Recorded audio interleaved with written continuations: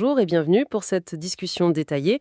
Aujourd'hui, on s'attaque à un processus si fondamental qu'on finit par l'oublier alors qu'il est partout, la photosynthèse. Ah oui, la photosynthèse? C'est cette espèce de magie qui se passe dans chaque feuille, chaque brin d'herbe, et c'est à l'origine de l'air qu'on respire, de ce qu'on mange. C'est ça. Sans elle, le monde, il serait totalement différent. On ne le reconnaîtrait pas. C'est vraiment le moteur biologique de la planète, comme on dit. Exactement. Une alchimie silencieuse mais vitale. Elle connecte l'énergie du soleil à toute la vie sur Terre. Donc aujourd'hui, on va essayer de plonger au cœur de tout ça, comprendre comment les plantes, comment elles font ce prodige. C'est ça. On va aller voir dans l'infiniment petit, dans les feuilles. Et ce processus, si j'ai bien compris, il se passe en deux grandes étapes. Oui, deux phases très distinctes, mais complètement liées l'une à l'autre. Une qui a besoin de lumière et l'autre pas directement. C'est l'idée. La première, elle tourne grâce au soleil. La seconde, elle utilise ce que la première a fabriqué pour assembler la matière vivante, même sans lumière directe. D'accord. Une chorégraphie biochimique alors. Voilà, très précise. Et l'objectif, c'est de décortiquer un peu ce mécanisme, de voir pourquoi c'est crucial pour la plante elle-même. Pour sa survie, sa croissance. Exactement, mais aussi de mesurer l'impact absolument énorme que ça a sur toute la planète, sur l'écosystème global. Bon, alors commençons par la base. Où est-ce que ça se passe ce prodige? Dans les feuilles, j'imagine. Synthèse. Des vrais panneaux solaires naturels, en fait. Des panneaux solaires. Et si on regarde à l'intérieur, avec un microscope, dans les cellules de la feuille, on trouve des structures spéciales, des organites.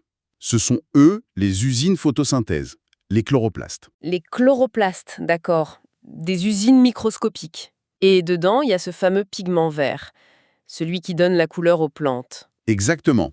La chlorophylle, c'est un pigment fascinant. Sa structure, en fait, lui permet d'absorber certaines couleurs de la lumière du soleil. Le rouge et le bleu, c'est ça? Oui, surtout le rouge et le bleu. Et elle réfléchit le vert. C'est pour ça qu'on voit les plantes vertes. D'accord. Mais son rôle clé, c'est vraiment de capter l'énergie de la lumière. C'est l'étincelle de départ. Sans chlorophylle, la plante ne peut tout simplement pas utiliser l'énergie du soleil. C'est la porte d'entrée, donc. On a le lieu, les chloroplastes, et l'acteur clé, la chlorophylle. Alors, passons à la première phase, celle qui dépend de la lumière, la phase claire, ou photochimique. Oui, photochimique, c'est un bon terme. Parce que ce sont des réactions chimiques qui sont déclenchées par la lumière, par les photons. Et ça se passe où exactement dans le chloroplaste? Ça se passe dans des petits compartiments à l'intérieur. Ça ressemble à des sacs aplatis empilés les uns sur les autres. On appelle ça les thylakoïdes. Des thylakoïdes. Et c'est dans les membranes de ces thylakoïdes que la chlorophylle est ancrée, avec d'autres molécules importantes. Ok, des sacs empilés dans l'usine. Et comment la lumière met tout ça en marche? Elle frappe la chlorophylle et... Voilà. Quand un photon, une particule de lumière, heurte une molécule de chlorophylle, il lui donne son énergie. il la booste, en quelque sorte. C'est ça, il excite les électrons de la chlorophylle. Il les fait passer à un niveau d'énergie plus élevé. Un peu comme si on lançait une bille en l'air, quoi. Et ces électrons excités, j'imagine qu'ils ne restent pas là à rien faire. Ah non, surtout pas. Ils sont tout de suite récupérés et passés le long d'une chaîne de transport d'électrons. Comme un relais. Exactement. Une série de molécules dans la membrane du thylakoïde qui se passent les électrons. Et à chaque passage, les électrons perdent un peu d'énergie. Une énergie qui va être utilisée ailleurs. D'accord, un flux d'énergie bien contrôlé. Et au final, qu'est-ce que ça produit, ces premières phases? Quels sont les résultats concrets pour la plante? Il y a 3 produits majeurs. Le premier, c'est peut-être le plus incroyable pour nous. C'est l'oxygène. Mais l'oxygène qu'on respire. Oui. L'énergie de la lumière qui a été captée sert à casser des molécules d'eau, H2O. L'eau que la plante a puisée par ses racines. Elle casse l'eau. Elle casse l'eau. Ça s'appelle la photolyse de l'eau. Et ça libère des électrons qui vont remplacer ceux que la chlorophylle a perdus, des protons H+, et de l'oxygène O2. Attendez. L'oxygène, nos 21% d'atmosphère, c'est juste un déchet de la plante qui casse de l'eau pour récupérer les électrons. C'est dingue. Oui, c'est exactement ça. Pour la plante, à ce moment-là, l'oxygène, c'est un sous-produit. Elle n'en a pas besoin pour la suite de la photosynthèse, alors elle le relâche. Par les feuilles. Oui, par des petits trous sur les feuilles, les stomates. Et c'est ce rejet massif par des milliards de plantes depuis des milliards d'années qui a créé notre atmosphère respirable, qui a permis la vie comme on la connaît. Ça donne le vertige quand on y pense. Et les deux autres produits de cette phase claire? Les deux autres, ce sont des molécules qui stockent l'énergie. L'énergie qui est libérée par les électrons qui se baladent dans la chaîne de transport, elle sert à fabriquer de l'ATP. L'ATP, adénosine triphosphate, la fameuse monnaie énergétique. C'est ça, la pile énergétique de la cellule, une petite molécule qui stocke de l'énergie chimique, prête à être utilisée. Et en plus, les électrons excités et les protons de l'eau servent à charger une autre molécule, le NADPH. NADPH. Nicotinamide, adénine, dinucléotide phosphate. Lui, il agit comme une sorte de batterie rechargeable. Il transporte de l'énergie et des électrons à haut potentiel. On en aura besoin pour la suite. D'accord. Donc, si je résume cette phase claire, elle capte l'énergie du soleil avec la chlorophylle, elle s'en sert pour casser l'eau, ça libère l'oxygène qu'on respire, et elle stocke l'énergie solaire sous forme chimique dans l'ATP et le NADPH. C'est exactement ça. La plante, c'est une vraie petite centrale solaire biochimique en fait, ultra efficace. C'est une très bonne image, oui. Elle convertit l'énergie physique, la lumière, en énergie chimique utilisable. Et tout ça, ça se passe dans les thylakoïdes, tant qu'il y a de la lumière. Bon. Mais cette énergie stockée, l'ATP et le NADPH, elle ne va pas rester là. Elle sert pour la deuxième étape, la phase sombre, ou cycle de Calvin. Oui. Alors, sombre, c'est un peu trompeur. Disons plutôt phase indépendante de la lumière. Ah, ok. Parce qu'elle n'a pas besoin de lumière directement. Mais elle utilise l'énergie chimique, l'ATP, et le pouvoir réducteur, le NADPH, qui ont été faits pendant la phase claire. Donc elle dépend quand même de la lumière, indirectement. Tout à fait. Si la phase claire s'arrête, faute de lumière, le cycle de Calvin s'arrête très vite aussi, parce qu'il n'a plus de carburant. Même s'il peut tourner un peu dans le noir, il est totalement dépendant de ce qui s'est passé avant. Et cette deuxième phase, elle se passe où, si la première était dans les thylakoïdes? Celle-là, elle se déroule dans le stroma. Le stroma. C'est le liquide un peu gélatineux qui remplit le chloroplaste, tout autour des piles de thylakoïdes. C'est là que se trouvent les enzymes de ce cycle. D'accord. Et le but principal ici, c'est quoi? Qu'est-ce que la plante construit avec cette énergie stockée? Le but numéro 1, c'est de fabriquer des sucres, la nourriture de la plante. Et pour ça, le cycle de Calvin commence par attraper le dioxyde de carbone, le CO2 de l'air. Ah, le fameux CO2. Oui, celui dont on parle tant.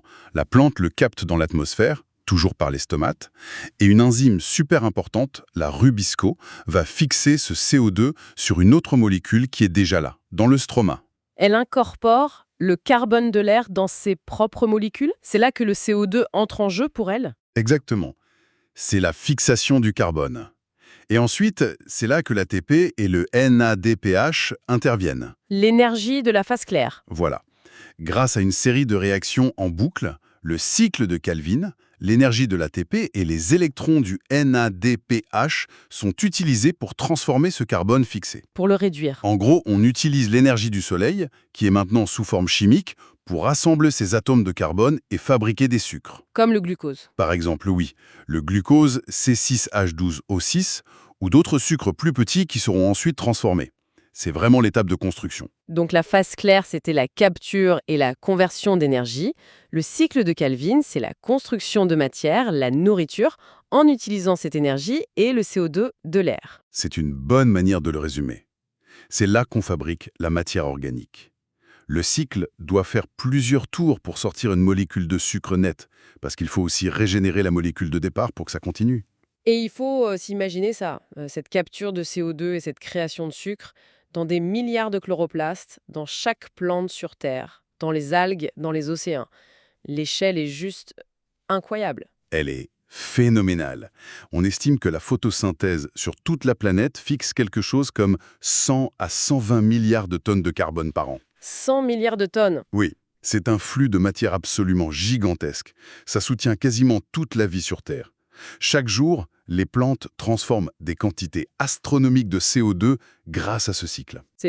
Ça donne le tournis. Alors justement, ce sucre, pourquoi il est si important pour la plante elle-même? Une fois qu'elle a fait son glucose, qu'est-ce qu'elle en fait? Ah, ce glucose et les sucres qui en dérivent, c'est la base de tout pour elle. D'abord, c'est son énergie. Sa nourriture. Oui. Comme nous, elle utilise ces sucres dans un autre processus, la respiration cellulaire, qui, elle, a lieu jour et nuit pour libérer l'énergie, sous forme d'ATP d'ailleurs, dont elle a besoin pour tout faire. Pour grandir, faire des feuilles, des racines. Exactement. Croissance, floraison, production de fruits, transport de l'eau et des nutriments. Tout ça, ça demande de l'énergie qui vient des sucres de la photosynthèse. L'énergie du soleil, stockée dans le sucre, est donc libérée quand la plante en a besoin. Tout à fait. Et deuxièmement, ces sucres, ce sont aussi les briques de construction. Ah oui, La plante les utilise pour fabriquer toutes les autres molécules dont elle est faite. La cellulose pour ses parois rigides, l'amidon pour stocker l'énergie sur le long terme, mais aussi les protéines, les graisses, les pigments, les vitamines. tout le corps de la plante est fait à partir de ces sucres de base. En très grande partie, oui. C'est le point de départ de presque toute sa biochimie. Elle se nourrit et elle se construit avec la même chose en fait. Et elle peut le stocker, vous disiez. Oui, et ça c'est crucial. Elle transforme souvent le glucose en amidon, qui est une grosse molécule plus facile à stocker. Elle le met de côté dans les racines, les carottes, les pommes de terre, c'est plein d'amidon, ou dans les tiges, les graines. Le blé, le riz. Exactement, ou même les fruits. Ces réserves, c'est vital pour passer les mauvais moments. L'hiver, une sécheresse, ou simplement la nuit, quand il n'y a plus de photosynthèse. Et ça sert aussi pour la germination, j'imagine. Bien sûr, l'énergie stockée dans la graine permet à la jeune pousse de démarrer avant d'avoir des feuilles capables de faire la photosynthèse. Et ces réserves, cette énergie, ça aide aussi la plante à se défendre ou à se réparer? Indirectement, oui.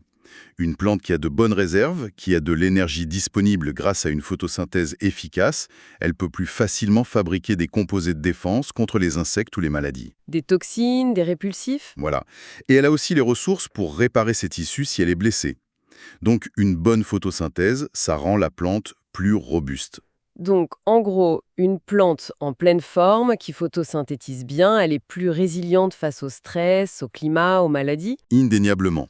C'est vraiment le moteur de sa vigueur, de sa productivité. Une photosynthèse performante, c'est la clé d'une plante en bonne santé. C'est très clair. La photosynthèse, c'est le cœur de la vie végétale. Mais son impact va bien au-delà de la plante elle-même. Revenons sur les conséquences globales. On a déjà parlé de l'oxygène. Oui, et il faut vraiment insister là-dessus. Sans l'oxygène produit massivement par la photosynthèse, par les forêts, mais aussi énormément par le phytoplancton dans les océans. Les algues microscopiques. Oui, sans cet oxygène, la vie animale complexe, telle qu'on la connaît, n'aurait jamais pu apparaître et ne pourrait pas exister. Notre respiration en dépend totalement. C'est fou.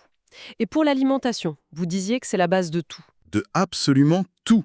Le glucose, les autres sucres, la matière organique que les plantes fabriquent, c'est le premier maillon de quasiment toutes les chaînes alimentaires, sur Terre comme dans l'eau. Les herbivores mangent les plantes. Les carnivores mangent les herbivores, etc. Mais l'énergie de départ, celle qui circule dans toute la chaîne, c'est toujours l'énergie solaire captée et transformée par la photosynthèse. Donc, qu'on mange une pomme, du pain ou même de la viande, L'énergie de cet aliment vient, au final, du soleil via une plante. C'est le lien fondamental, on oublie souvent ça. Chaque calorie qu'on mange, c'est une calorie solaire qui a été végétalisée à un moment donné. c'est une belle image végétalisée. Et le troisième impact majeur, c'est sur le climat.